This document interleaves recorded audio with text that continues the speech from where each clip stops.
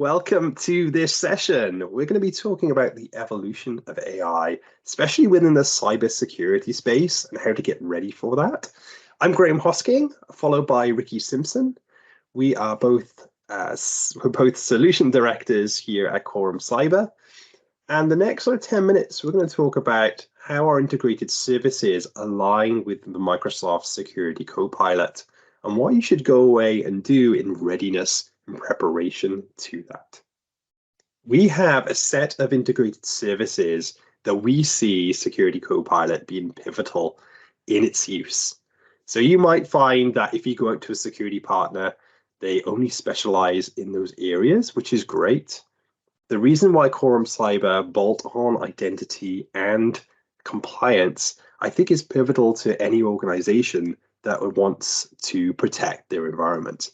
So if we think about the front doors to your organization, that's really making sure that you're assessing whether your identity is in the right place, making sure your posture for that is correct, because we want to ensure that the person that is logging into your platforms is the intended person. And equally to the right of this, when we're talking about data security, well, what is the point of having cybersecurity in place if you're not protecting your crown jewels? So when we're having conversations with customers, we're making sure that if they are looking for managed security services, we're taking into account both identity and data security as well, which is key. Yeah, and now, I think that really highlights the end-to-end story that we have with Microsoft. You know, identity is the new perimeter in terms of security. So, you know, from the start process of looking at the one end of the spectrum, we have identity, and all the way through to what those identities can access in terms of data is what we have at the other end of that spectrum. So, and we have all the managed services in between that, you know, captures the detection and response kind of capabilities as well. So it is really complementary to Microsoft's end-to-end solution that they have with their products. We like to wrap our services and match our services to that same concept. So now we're going to look at some of the things that we offer at the moment. So not only do we have managed services, you can see down at the bottom there around our managed detection and response, which is underpinned by Microsoft Sentinel. We then have our managed XDR service, which extends that configuration of the various Defender products and brings that under our remit. So we do, you know, the heavy lifting when it comes to configuring and managing and updating the products as and when they get updated. And we also have our managed data security service around protecting, like Graham said, the crown jewels of the environment and figuring out and using the context and the signal from the Purview, the Microsoft Purview section of tools to enrich that SOC experience.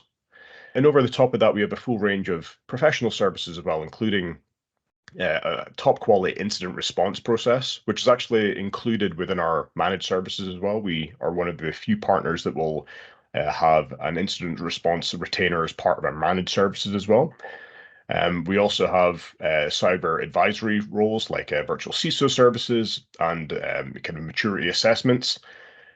We have offensive security capabilities around penetration testing and vulnerability assessments there. And we have our professional services compliance arm as well around data security.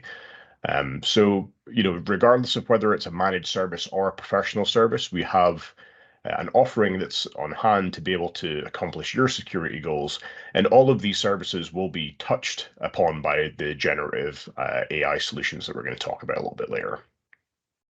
So Graham, if you could maybe take us through our definition of MDR versus a managed XDR service, because I realize that the marketplace has a lot of different solutions up here at the moment, and maybe talk to why ours is what we would consider one of the best examples. Exactly. I just wanted to spend a bit of time demystifying that, as in Microsoft and the industry really has the same concepts of managed detection response and extended detection response. But really the kind of key differentiator for us is when we go in and help customers with that managed XDR piece, it's not just doing the monitoring for them, but it's actually helping them onboard and setting up all those different signals across their estate in order to bring that into things like Microsoft Sentinel and do the triage and the investigation. So really it's a kind of go back motion from there. So not only will we do the onboarding and do the investigations for you, but we'll go back and provide recommendations and tuning and retuning of those platforms. So that's the big thing that we provide. And remember, that's not just around cybersecurity, but also data security as well. So if you think about DLP, so data loss prevention policies and insider risk, that's another signal that we can bring into those platforms. So you really have a left to right view and a timeline, a more detailed timeline of what actually went on within that particular incident. So I think that's key to understand. Yeah, and I think one of the cool things about Quorum Cyber's offering here as well is we'll also kind of have financial incentives that the more secure that our customers' environments are, that'll be reflected within the cost of our services as well. So we actually encourage customers to turn on more of the products that they have licensed, make sure that they are configured to best protect their organization. And because if we're spending less time with the detection and response because they are safer from a posture perspective, then we can pass those savings on to customers as well. So there's a real reciprocal relationship between having those products installed correctly, configured correctly, and the positive effect that has on any customer environment as well.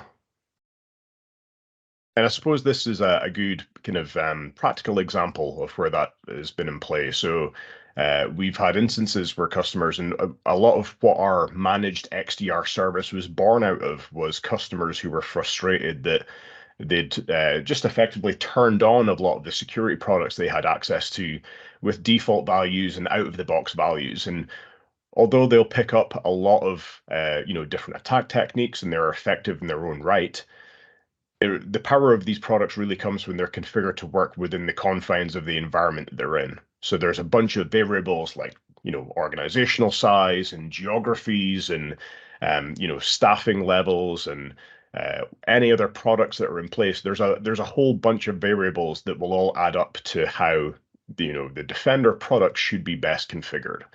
And in this example we have in this slide, we had a customer who had effectively had an attack ongoing for 3 weeks prior to the detection. Eventually, Defender managed to detect and block that ransomware, but it was a major incident at that point. It wasn't just a single entity that had been compromised. So they called Quorum Cyber's IR number for urgent help. We obviously helped resolve and contain that incident because that's what we do best. And then we turned around and managed to identify some of the configurations that would have best protected that particular customer, and certainly would have raised the alarm bells a lot earlier. And we're all about increasing that resilience and security posture as a result. We are realistic in that, some attacks will happen. Attackers are always going to try and stay one step ahead of the good guys like us. But when those bad days do happen, we have the expertise and the capabilities and the experience to respond and eradicate those threats incredibly quickly. And this is where the evolution of AI really comes in. If you think about the last couple of decades where we were manually going through all of the different logs, I remember spending hours going through 24 hours worth of logs on the firewall, just hoping that I might see something. And that's not the way the attackers work, right? They're going to do a low and slow approach and remain undetected.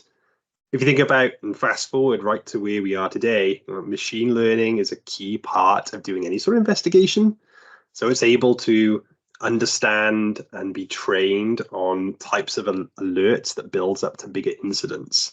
So we have this today. And I think generative AI, which we'll touch on a little bit, is more of a tool where we can augment all of these different approaches to investigating and triaging different alerts.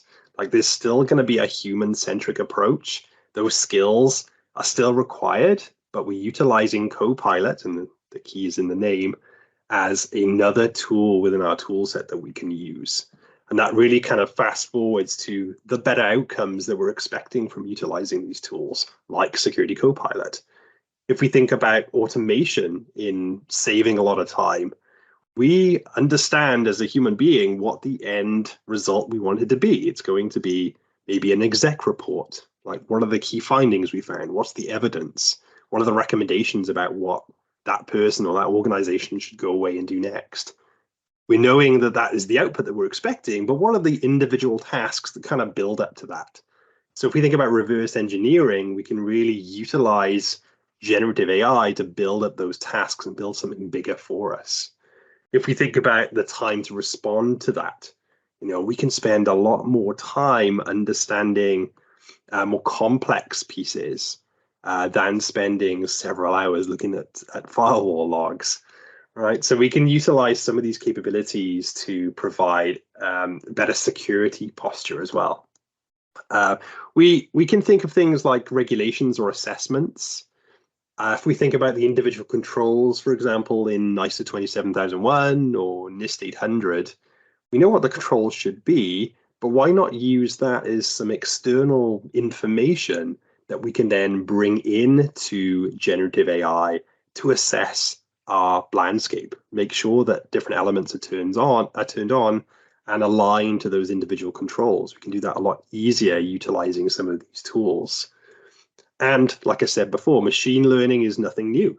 We can train the platform not only from a human-centric approach, but also give it a lot more data to say, well, these are the types of threats that we've saw in the past. Like, if you see any of these sort of trends moving forward, you might want to surface that back up for us. So we can do that in multiple different ways, whether that's a text output or maybe some graphics that we can get generative AI to publish for us, then we can do that too. I think it's a good idea to talk about the readiness to this, 𝗏𝗧𝗏, around the AI revolutions, we call it. This, again, nothing new, but these tools now being created by Microsoft allow us to go back and understand what are the types of things that those individuals need to access. Yeah, absolutely. So one of the, or a few of the examples of our ITDR managed service around protecting privileged and elevated permissioned accounts, underpinned by things like Entra permissions management, which will do a discovery of all the environments within your cloud infrastructure, and it will start giving you recommendations based on the permission creep index, which is basically how risky or how at risk an individual or any identity is if it was to be compromised. It will also give you some suggestions there around where to scale back permissions that maybe aren't being used. So it's a really good way of kind of doing that spring cleaning, kind of housekeeping administration. We also look at doing privileged identity management, which is the other side of that coin. So as opposed to scaling down the permissions that aren't being used, PIM will look at elevating permissions on a just-in-time access basis, which is one of the core tenets of zero trust architecture when it comes to identity. So instead of your administrators sitting with elevated permissions, 24/7, for the 16 hours of the day that they're maybe not using that account when they're not working, it doesn't make sense for them to be sitting there with administrative privileges. If they're to be compromised, there could be a lot of bad impacts that happen as a result of that. So we want to scale that down as much as possible. And then finally, just around our kind of typical identity protection offering. So we'll look across all of the human and managed identities. So anything from service accounts or managed identities that are help running applications or databases or wherever that is. We have our stellar managed detection and response capabilities that sits over that. We also provide a bunch of custom analytics that we have a specific team working on at all times to come up with more effective and up-to-date and cutting-edge analytics rules around using the feeds from things like Entra ID protection and from Microsoft Defender for Identity to make sure that any compromised identities are identified and remediated as soon as possible. And that is super important when we're looking at the kind of advent of things like M365 Copilot and also Security Copilot. These tools are being put in place to cut out a lot of the legwork around, processing times like Graham suggested earlier on.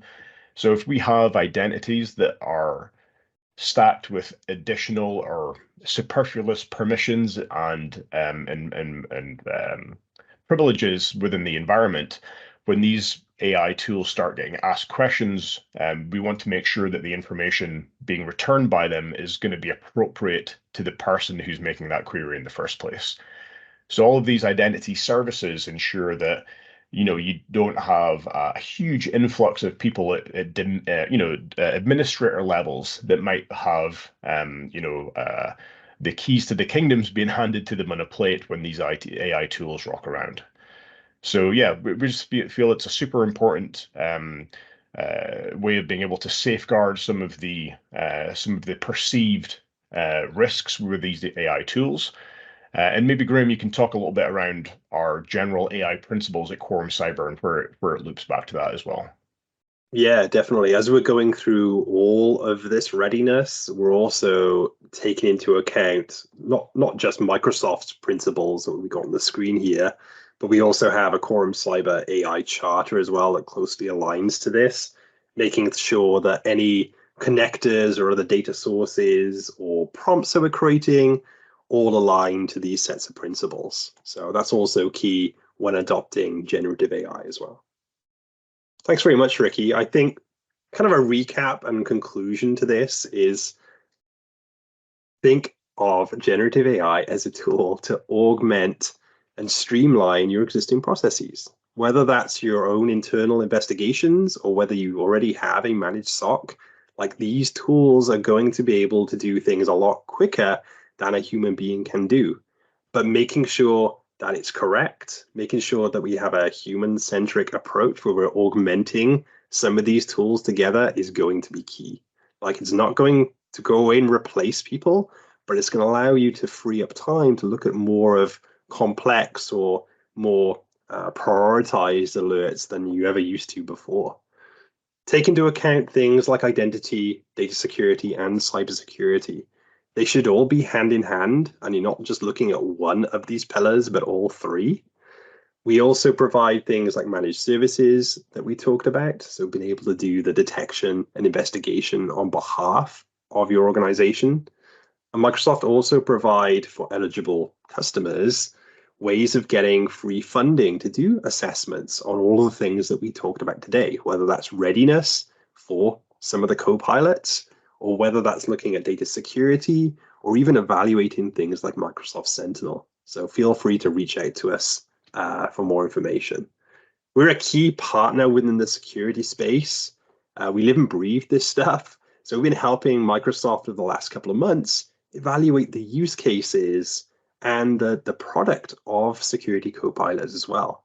So again, we have early expertise within this, even though that generative AI's been around for just over a year. It's fairly new, but we want to be at the forefront of using AI for good. So with that, if you want to get in touch, you can use the QR code that's on the screen or the web address down at the bottom here. You can also reach out to us in person. Ricky, do you want to give us some information on that? Yeah, we're going to be at Ignite in a couple of weeks' time from this recording. So our session is going to be at the Microsoft Mesa booth within the Microsoft security area at Ignite. And our session is going to be on Thursday, the 16th of November, and we will be at the booth between 2 p.m. and 3:30. So you've got 90 minutes to come and see us if you're going to be at Ignite in person. And we will hopefully have some more practical demonstrations of where our solutions are going to be interacting with Security Copilot. So please come and see us on the day if you're there. So yeah, thanks very much for your time and attention today. Thank you for tuning in. And we'll hopefully catch you up in person at Ignite, or if not, like Graham said, we can get in touch with us using that form that's on the screen. Thank you very much.